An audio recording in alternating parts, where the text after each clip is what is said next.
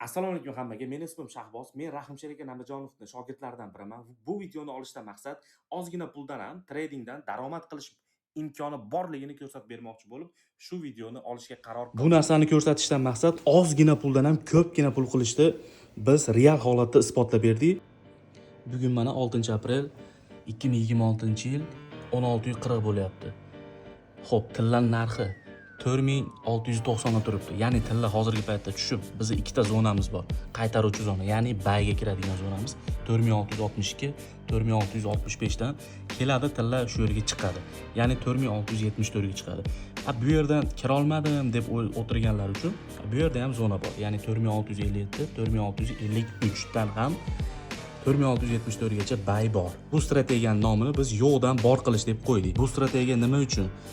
Ozgina puldan ham ko'pgina pul qilishda imkoni borligini biz ko'rsatib beramiz. Ya'ni real paytda ishlangan shotimiz bu. Xo'p, depozitga keladigan bo'lsa, depozit birinchi qilingan 54 dollarga mana foyda qilinyapti 2676. Ya'ni bu narsani 31-kuni bo'lyapti bu narsa mana. 31-mart kuni ketyapti mana. 54 dollar balans qilinyapti mana. Endi keyingi kunga o'tamiz. Bu narsa skrinshotdan boshidan olib ketilgan, ya'ni ko'rsatish, isbotlash uchun 31-mart kuni mana ketdi.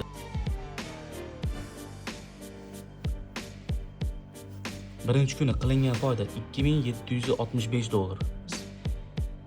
Ikkinchi kunda foyda bo'lyapti 2272 dollar.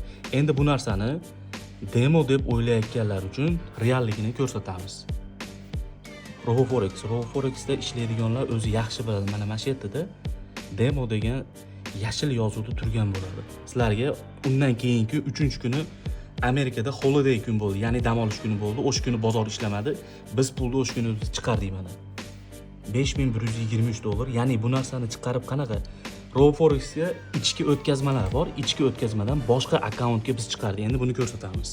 Mana o'sha akkauntga, mana shu akkauntga o'tkazildi pul mana. Hozir ko'rdinglar 5123 dollar o'tkazildi.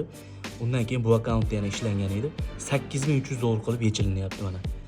Bu narsani ko'rsatishdan maqsad ozgina puldan ham ko'pgina pul qilishni biz real holatda isbotlab berdik.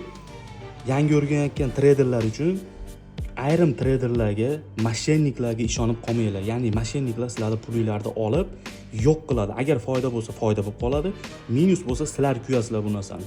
O'shuning uchun bilim olishni eng ko'piga investitsiyani shu bilimga sarflaydi. Boga berib pulni slif qilgandan ko'ra o'zingizlarga investitsiya qilinglar. Ya'ni bilim olsanglar, sizlar ham shunaqa darajalarga erishsanglar bo'ladi.